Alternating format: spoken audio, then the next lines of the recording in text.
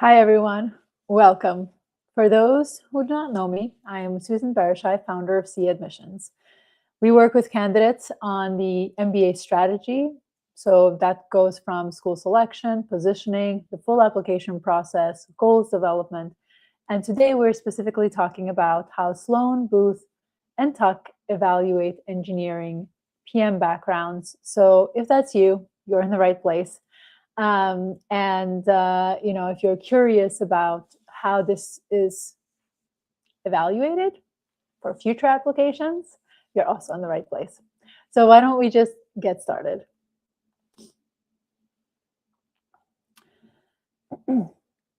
When you look at employment reports at these programs, you are going to see comparable tech placements across these programs. And the natural conclusion is, of course, that you can choose between versions of the same thing. However, that's always, when you look at data alone, it doesn't really capture the nuances of what that actually means in reality. Sloan, Booth, and Tuck are asking different primary questions when they evaluate an engineering or PM profile. And that's before you get to looking at culture, curriculum, or community. The structural problem is that most tech candidates pick schools based on outcomes, build a positioning strategy around what worked at one school that can be replicated in other schools, which is logical, of course. The issue is, however, that that could be a wrong diagnostic framework to apply across three schools that have three different cultures, three different evaluation criteria.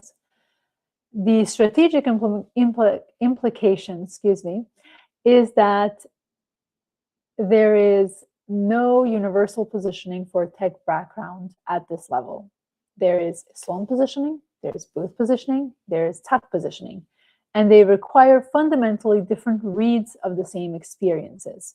And that's really important to remember. So today we're going to walk through what each of these reads actually look like and where the work typically has to happen as you go through putting together your application. The instinct for a tech program is to document scope and complexity of the work, or tech background is to document scope, complexity of work. The systems you've built, the products you've shipped, the metrics that move the needle. And that's obviously reasonable because that's what you have been taught to do. But Adcoms at these programs are not reading for only what you've accomplished, the end result. They're reading for what your profile, the nuances of your profile, around how you operate under pressure, how you navigate ambiguity, and whether you're someone who drives decisions or someone who is executing them well. As you can see from this, it's not about the outcome itself alone. Obviously, they want to see successes, but what they're looking for is who you are in reality, how you operate day in and day out with a variety of different people under a variety of different settings. The structural problem is that there can be two identical profiles on paper. Let's say a senior engineer who ran a critical infrastructure migration and a senior engineer who was the most technically reliable person on a team that ran a critical infrastructure migration or similar critical infrastructure migration, and these two can produce nearly identical lines on their resume. What distinguishes them is how the experience is framed for the admission committee, which details are surfaced, which ones are left behind, what the candidate reveals about how they actually operated in the room. Most tech candidates have a hard time identifying how that shows up in their own materials because, again, you're just not taught to think that way. The deeper issue, however, is that this problem compounds across the three schools that we're looking at, but obviously it can apply other schools as well. Sloan, Booth, and Tuck are each looking for a different version of that leadership nuance of how you showed up. Even if a candidate correctly identifies that they need to read or correctly identified that they had to actually communicate as a leader rather than someone who is just executing on the orders, the tasks, that's only still solving half the problem. The other half is knowing which layer of the experience to surface for which school and which one to leave behind. And that's the work that has to happen. So even if you've identified the examples as a first layer of development, there are multiple layers of development for each of the school's applications. For PMs, the credibility question comes from a different direction than it does for engineers, but it's definitely equally structural. The title carries significant weight in the tech world, but experienced Adcoms have read enough PM profiles to understand that the role varies dramatically by company, by team size, by reporting relationships, and all the experiences that one can have in that ecosystem itself. So when they see sentences that read, own the roadmap, for example, they're not reading that as evidence of leadership. And it's really important. They're reading it as the first layer of what's coming, what follows, looking harder for those nuances of how this shows up in your day-to-day work. The structural problem is that the experiences PMs tend to lead with, the ones that feel most impressive from inside a product organization, are often not the ones that contain the clearest leadership indicators for an admission committee, particularly when jargon is left on the page, assuming that there's many PM profiles that admission teams see, and they would understand what your industry, what your company jargon actually means. The moments that matter most for Booth or Tuck admission committees are frequently not necessarily the outcome itself or the metric wins. They're the moments of real organizational friction, right? Where you had to navigate competing priorities, you had to hold a position under pressure, even if not everyone got the, not everyone gained buy-in, or made a call with incomplete information. That is indication of leadership. So most PMs have moments like this, of course. They just don't always know what they should be surfacing in their application, and therefore may leave it out, not knowing what the admission team is actually looking for. And this is one of the more common places we see strong PM profiles underperform relevant to their raw credentials. The candidate is presenting the work through the lens of product impact, which is the right lens inside a company, wrong lens for the MBA application itself. Reorienting that framing without it sounding manufactured, without it feeling like someone tried to retroactively recast their experiences requires nuance. And it's not something that is resolved through a better outline or a stronger word choice in your application. The phrase leadership capability gets used so often in the admission circles that most candidates stop interrogating what it actually means. And they just assume that it's always that superficial kind of, are you a leader of teams? At Sloan, Booth, and Tuck, the committee aren't really looking for management experience, especially from people who have 5 years of work experience. They're also not looking for organizational authority. They're looking for evidence that the candidates operate with genuine agency, that in situations where the outcome was uncertain and the path wasn't prescribed, they were the person shaping the direction, not just executing towards someone else's mandate.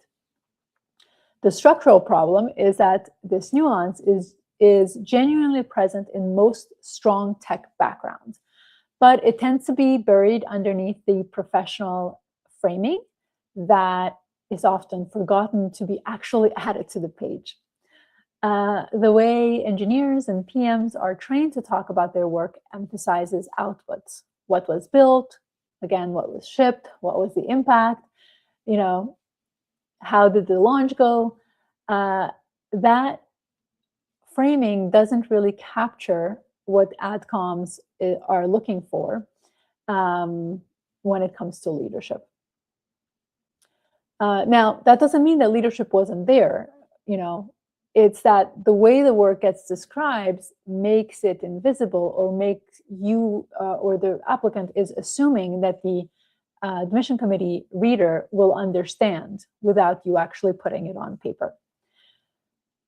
What makes this difficult is that candidates also struggle to identify what nuance in their own materials they need to surface.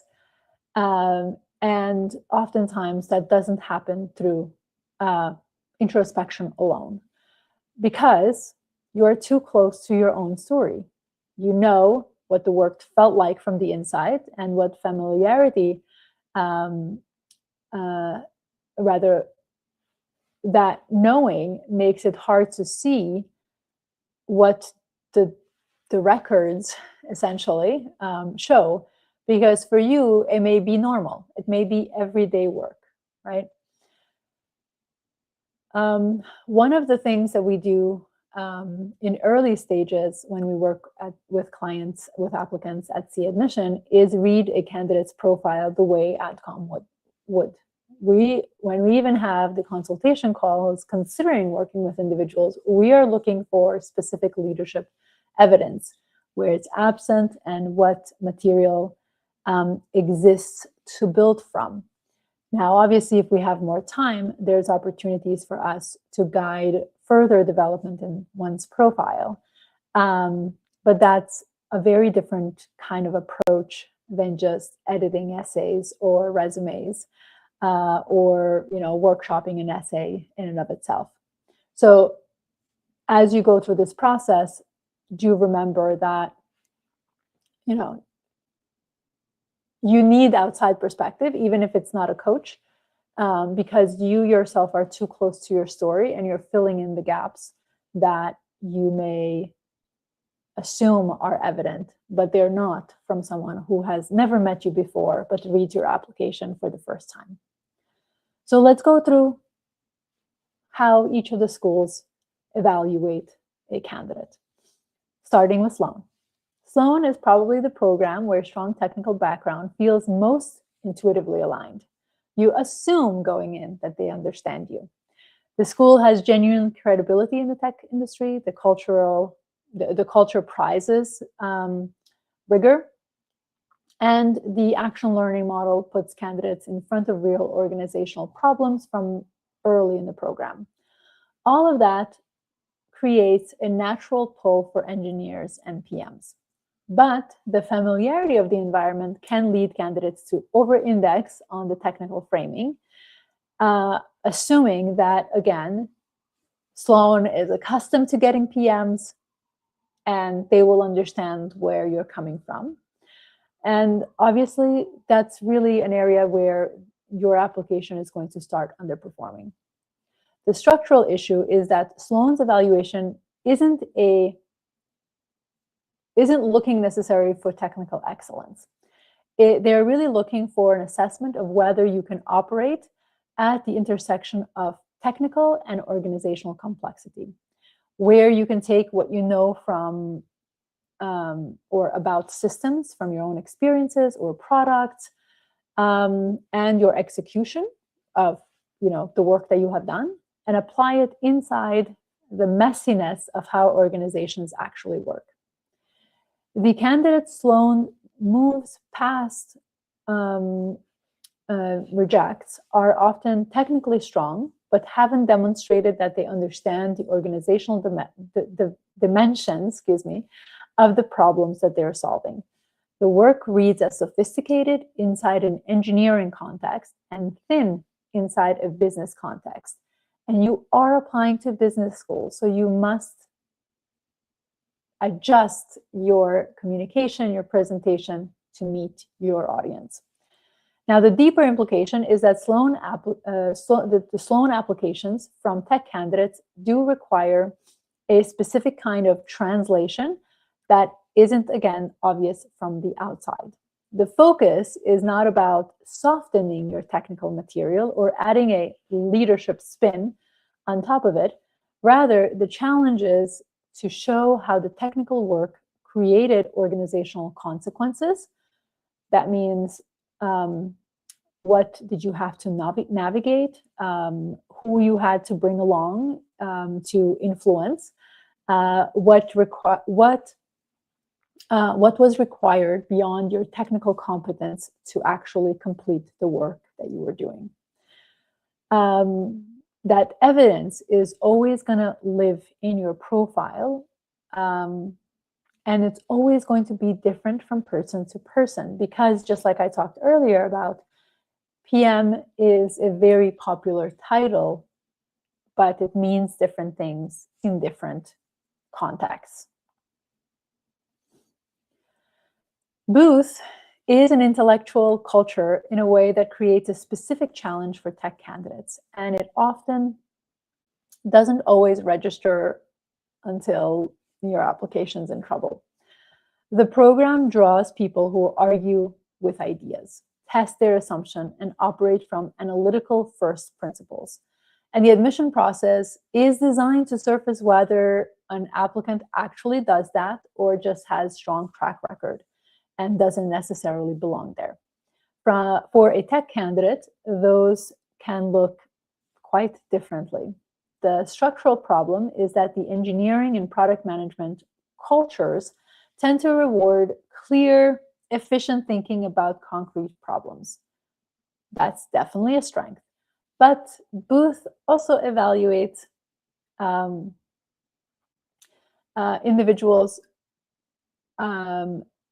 who have characteristics that are adjacent to those, which is a reflective layer, an ability to examine your own reasoning and articulate not just what you did, but why you made the specific choices that you made, what you were trading off, because there's always trade-off, and where you've updated your thinking because of those experiences. That capacity exists in most strong tech candidates because you have to think through all of your decision-making process. However, if it's not surfaced, the admission team will not assume it's there. Oftentimes what's missing is the habit, again, of making it visible. So the candidates who underperform at Booth relative to their credentials almost always have the same problem. The intellectual layer of the candidacy is underdeveloped in the application, not because it doesn't exist, because it does, but because it was never surfaced, never took the time to actually develop and make sure that it's communicated clearly for those reading it. Building a Booth application that actually reflects how a candidate thinks requires a different kind of development that most applicants expect going in. And it is very evident in the way Booth even gives you the space with unlimited words for you to tell them how you think. So oftentimes it's not a writing problem per se, it's a thinking problem that shows up in your writing. And that nuance is very different. Now let's move on to Tuck. Tuck is genuinely different, evaluating rather candidates differently from Sloan and Booth. And the difference matters significantly for how tech backgrounds need to position themselves for Tuck admission. The program is very small. It's residential and deeply relational. And those aren't just, cultural preferences. That's an evaluation criteria. when Tuck reads a tech profile, they're not just asking whether the candidate has strong credentials and a credible career trajectory. They're asking whether this person is going to be a meaningful contributor to a close-knit community for 2 years and beyond. The structural problem for many tech candidates is that framing most natural to their background, which is individual impact, technical innovation, scalable output. Oftentimes, especially for engineers, you're an individual contributor. This can read as very thin for Tuck if it doesn't also reveal something about how you operate in relationship to others. Not just as a manager or a collaborator in a professional sense, but also someone who takes the problem, or takes not the problem, but the people around them seriously, who understand that leadership is a community context rather than an individual. And that's a specific dimension of a profile, and it doesn't always show up in the material candidates choose to lead with. Tuck is sophisticated about the difference between candidates who have done the research and know the right things to say about community, right? You talk to a bunch of people and you hear the keywords and integrate those. And the candidate for whom that orientation is actually present in how they describe their own work and their relationships. So it's not just about adding keywords, it's really about translating your experiences in a way that communicates you already think, breathe, feel like a Tuckie before going there. The application can perform extremely well on the surface, especially when you use the keywords, right? But still miss the deeper nuances that Tuck is looking for. That gap is one of the harder problems to close, partly because candidates often can't see it in their own material, and partly because the fix isn't cosmetic, is how you think, right? Or how you're thinking about presenting your experiences. Now, this is where the cumulative stakes of everything we've covered today become, hopefully, a bit more concrete.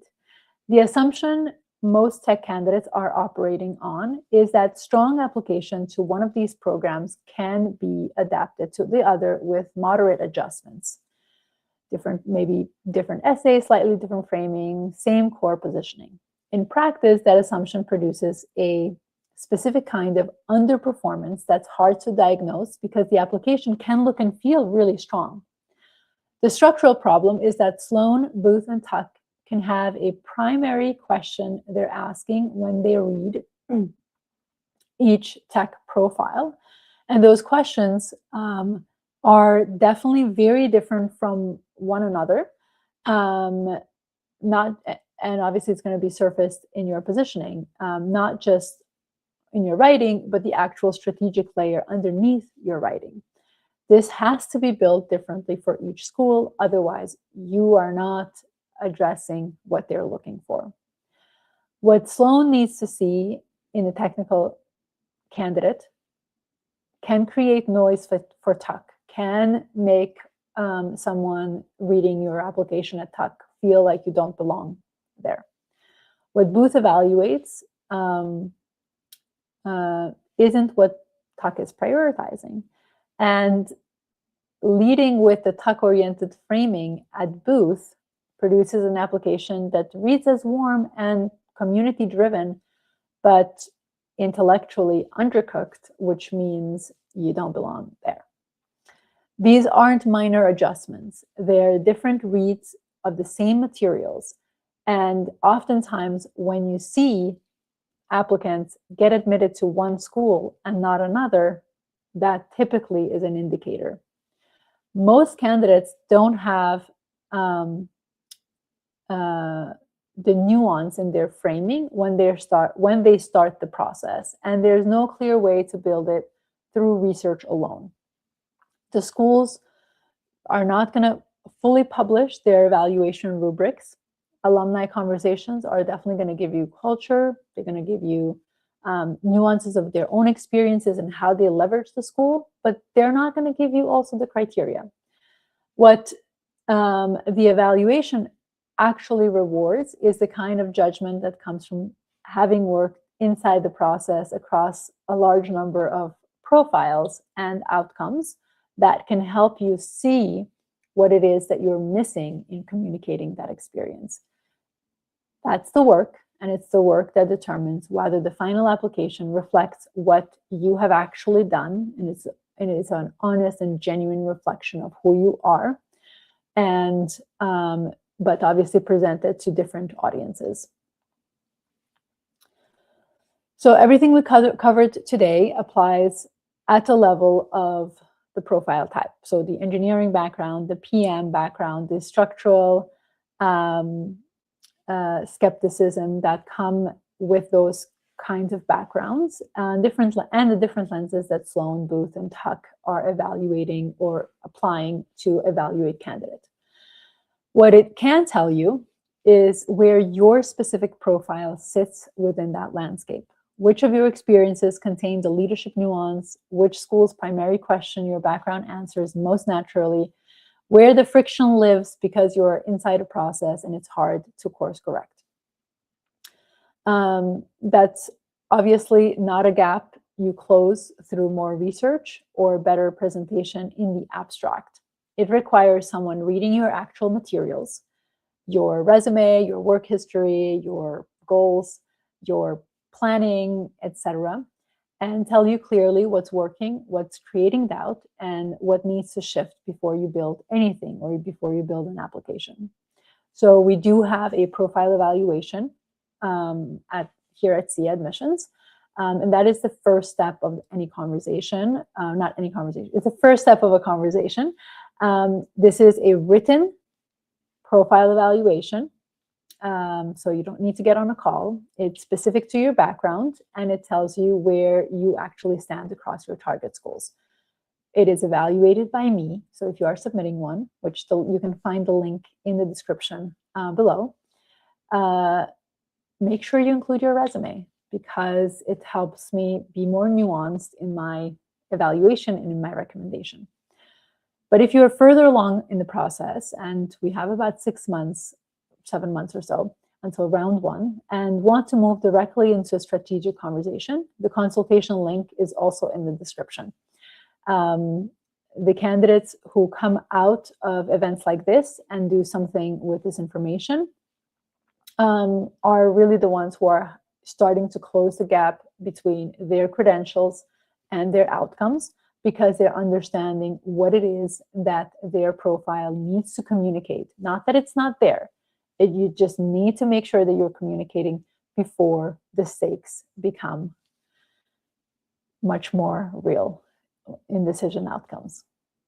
So we have 2 minutes. Let's see if we got some questions. Okay, it looks like we have one live questions. I'm just going to read it out loud, and then I'm going to answer it. For healthcare PM, what specific Sloan themes should a candidate lean into so it doesn't sound generic, like healthcare delivery, innovation, AI, and health entrepreneurship? Sloan is looking for, so I mentioned earlier in terms of what they're looking for, and that is individuals who understand how their work impacts the organization. Sloan is looking for individuals who understand that the work itself is not just a department alone, but that you are impacting how work is being done. So at least for now, this thing may change. So we don't know yet what the new, if you're applying in round 1, I'm thinking. So if you're applying in round 1, we're not sure if they're going to make any changes. However, in the cover letter, you do have to talk about experiences that illustrate that you belong at Sloan. And you have to take into account and be able to present not just the outcomes, but how did you work with people? How did you think about the problem? What challenges did you face? Because in reality is, if you're making changes to the organization, it's never smooth, and it's not everyone not everyone buys into the idea. So you have to communicate the complexity of solving the problem and not just the superficial outcomes themselves. And when you have only 300 words to actually capture this, every nuance across that is going to be important. Now, in addition to that, your resume has to communicate the level, the depth of your thinking, the depth of your work process that also captures what Sloan is looking for. So it's not in one particular area, but it's really across. And also now they have 2 separate video essays that they ask you in the application process that you also communicate this way of being. It's not about this one place itself, but it's really about collectively across the application. We're actually talking about healthcare. So, individuals who are coming from the healthcare background and are looking to go to business school, we're going to be talking about next week. So definitely make sure to join us, because that's going to be also more relevant or an additional relevant to you. And hopefully you'll get a little bit more clarity on what that means in relation to this question. But wonderful question. Thank you for asking it. Excellent. Please, if you like this video, give it a thumbs up. We're noticing that a lot of people are watching our videos, but they're not subscribing to our channel. It is really helpful for us to be discovered also if you subscribe to our channel. So if you find this topic relevant to you and you enjoy learning more about the MBA application process, I encourage you to subscribe to our YouTube. And obviously ask us questions in the comments. We are always looking at the comments that people have and try to answer those offline as well. Thank you again for watching, and I look forward to seeing you next week. Hi, I'm Susan Barashai, founder of C Admissions. If you'd like to go deeper into MBA strategy, watch the next video here. And if you want more insights on building a standout application, click here to subscribe.